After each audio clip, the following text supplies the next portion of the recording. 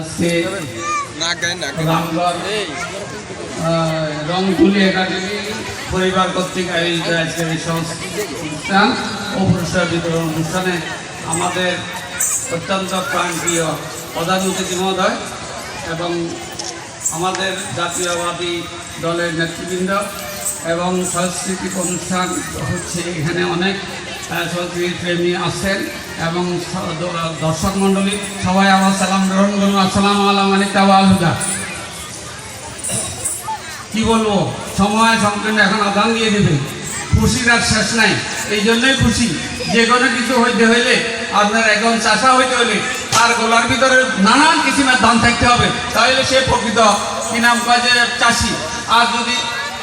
আর যদি এমন যদি একটা ফুলের বাগান হয়, ওখানে কেবল গোলাপ ফুল দিয়ে হইলে বাগান হয় না, সব কিছু ফুলের সমন্বয় যেটা হয় এটা হলো ফুলের বাগান। আজকে আমরা এখানে একত্রিত হয়েছি, আমরা এখানে ঈদ পুনর্মিলনী, বিশু বা ঠাকুরাই হইতে আরম্ভ করে সবগুলিকে মিলন মেলা। তাইলে বোঝা গেল যে আমরা রামগড়ের যে সম্প্রীতির কথা বলছি, আজকে পূর্ণাঙ্গ সম্প্রীতি আমরা একসাথে করতে পেরেছি। আমরা এই জন্য যিনারা এই আয়োজন করেছেন ওনাদেরকে আন্তরিক ধন্যবাদ ও মোবারকবাদ জানাচ্ছি। সময় স্বল্পতার জন্য আমি আর বক্তব্য বাড়াবো না, উপস্থিত সবাই মঙ্গল কামনা করছি এবং স্যারকে কিছু বলার জন্য অনুরোধ করছি।